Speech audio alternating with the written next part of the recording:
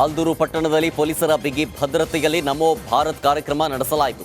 ಯುವ ಬ್ರಿಗೇಡ್ನಿಂದ ಆಯೋಜನೆ ಮಾಡಿರುವ ನಮೋ ಭಾರತ್ ಕಾರ್ಯಕ್ರಮದಲ್ಲಿ ವಾಗ್ಮಿ ಚಕ್ರವರ್ತಿ ಸೂಲಿಬೆಲೆ ಭಾಗಿಯಾದರು. ಚಿಕ್ಕಮಗಳೂರು ನಗರದಲ್ಲಿ ನಡೆದಂತಹ ಕಾರ್ಯಕ್ರಮದಲ್ಲಿ ಮುತ್ತಿಗೆಗೆ ಯತ್ನ ನಡೆಸಲಾಗಿತ್ತು. ಹೀಗಾಗಿ ಎಎಸ್ಪಿ ಸೇರಿದಂತೆ 200ಕ್ಕೂ ಅಧಿಕ ಪೊಲೀಸರ ನಡುವೆ ನಮೋ ಭಾರತ್ ಕಾರ್ಯಕ್ರಮವನ್ನು ನಡೆಸಲಾಯಿತು. ಕಟ್ಟಿರುವಂತಹ ಕಟ್ಟಡ ಜ್ಞಾನವಾಪಿ ಮಸ್ಜಿದ್ ಅಂತ ಕರೀತಾರೆ. ಇತ್ತೀಚೆಗೆ ಕೋರ್ಟ್ ನಲ್ಲಿ ಆರ್ಕಿಯಾಲಜಿಕಲ್ ಸರ್ವೆ ಆಫ್ ಇಂಡಿಯಾದ ರಿಪೋರ್ಟ್ ನ ಆಧಾರದ ಮೇಲೆ ಕೋರ್ಟ್ ಹೇಳ್ತು ಅದು ನೋಡಿದ್ರೆ ಗೊತ್ತಾಗುತ್ತೆ ಹಿಂದೂ ಮಂದಿರ ಅಂತ. ಹೀಗಾಗಿ ನೆಲ ಮಾಳಿಗೆಯಲ್ಲಿ ಪೂಜೆ ಮಾಡ್ಲಿಕ್ಕೆ ಅವಕಾಶ ಕೊಡಿ ಅಂತ ಅಲ್ಲಿ ಪೂಜೆಗೆ ಅವಕಾಶ ಸಿಕ್ಕಿದೆ. ಹೇಗೆ ನೀವು ಜೈ ಶ್ರೀರಾಮ್ ಅಂತ ಹೇಳ್ತಿದ್ದೀರೋ ಬಹುಶಃ ಇನ್ನು 1-2 ವರ್ಷದಲ್ಲಿ ಇದೇ ರೀತಿಯ ಒಂದು ದೊಡ್ಡ ಕಾರ್ಯಕ್ರಮ ನಡೆದು ಹರ ಹರ ಮಹಾದೇವ್ ಅನ್ನುವಂತ ಘೋಷಣೆ ಇಡೀ ದೇಶದಲ್ಲಿ ಜಗದ್ವ್ಯಾಪಿಯಾಗಿಯೂ ಮೊಳಗಿದ್ರೆ ಯಾರು ಅಚ್ಚರಿ ಪಡಬೇಕಾಗಿಲ್ಲ ಅಂತ ವಾತಾವರಣ ರೂಪುಗೊಳ್ಳುತ್ತಿದೆ. ಹಾಗಂತ ನರೇಂದ್ರ ಮೋದಿ ಇದೊಂದೇ ಮಾಡಿದ್ರ? ಇದು ಕೇದಾರನಾಥದ ದೇವಸ್ಥಾನ ಬಾಸ್ ಅಲ್ಲ, ನಂದು ಶಿವ ಒರಿಜಿನಲ್ಲೇ, ಆದ್ರೆ ನನ್ನ ಬಾಸ್ ಅಲ್ಲ. ಇದು ಅಹಲ್ಯಾಬಾಯಿ ಹೋಳ್ಕರ್ ಕಟ್ಟಿರುವಂತ ಮಂದಿರ. ನನ್ನ ಒರಿಜಿನಲ್ ಬಾಸ್ ಈ ಮಸೀದಿ ಏನ್ ಕಾಣ್ತಾ ಇದೆಯಲ್ಲ ಅದ್ರ ಒಳಗೆ ಕೂತಿದ್ದಾನೆ. ನಾನು ನೀವು ಬೇಕೇನು ಮಾಡ್ಲಿಲ್ಲ. ಈಗ ಕೋಪ ಬಂದಿದ್ದು ಶಿವನಿಗೆ, ಕೇದಾರನಾಥನಿಗೆ. ಅವನಿಗೆ ಕೋಪ ಬಂದ ಅವನು ಹೇಳ್ದ ನೀನ್ ಸಿಎಂ ಆಗಿರೋ ತಾನೇ ಪ್ರಾಬ್ಲಮ್, ಬಾ PM ಆಗು ಅಂತ 2014 PM ಮಾಡಿಸಿದ. PM ಆಗಿ ನರೇಂದ್ರ ಮೋದಿ ಡೆವಲಪ್ ಮಾಡಿದ್ರು ಇದನ್ನ. ಇಂದು ಹರ್ಷ ಹತ್ಯೆಯಾಗಿ 2 ವರ್ಷದ ಹಿನ್ನೆಲೆ ಶಿವಮೊಗ್ಗದಲ್ಲಿ ಬಜರಂಗ ದಳದ ಕಾರ್ಯಕರ್ತರಿಂದ ಪಂಜಿನ ಮೆರವಣಿಗೆ ನಡೆಸಲಾಯಿತು. ಹರ್ಷನ ನೆನಪಿಗಾಗಿ ವಿಶ್ವ ಹಿಂದೂ ಪರಿಷತ್ ಹಾಗೂ ಬಜರಂಗ ದಳ ಕಾರ್ಯಕರ್ತರಿಂದ ಪಂಜಿನ ಮೆರವಣಿಗೆ ನಡೆಸಲಾಯಿತು.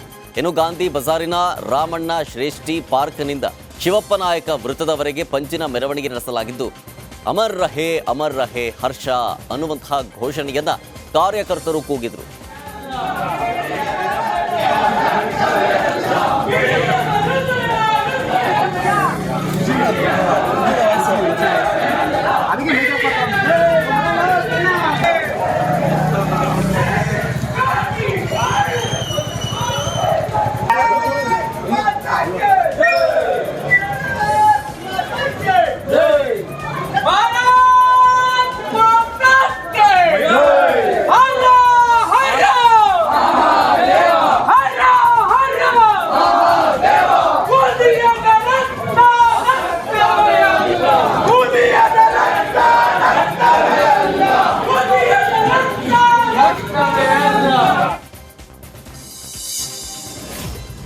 ಕೊಡಗಿನ ಸೋಮವಾರಪೇಟೆಯಲ್ಲಿ ಸರ್ವೇಯರ್ ಅಧಿಕಾರಿಯೊಬ್ಬರು ಲೋಕಾಯುಕ್ತ ಬಲೆಗೆ ಬಿದ್ದಿದ್ದಾರೆ.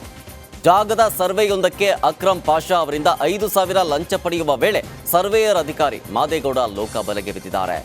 ಇನ್ಸ್ಪೆಕ್ಟರ್ ಲೋಕೇಶ್ ನೇತೃತ್ವದ ತಂಡದಿಂದ ದಾಳಿ ನಡೆಸಲಾಗಿದ್ದು ಅಧಿಕಾರಿ ಮಾದೇಗೌಡರನ್ನ ಲೋಕಾಯುಕ್ತ ಅಧಿಕಾರಿಗಳು ವಿಚಾರಣೆ ನಡೆಸಿದ್ದಾರೆ.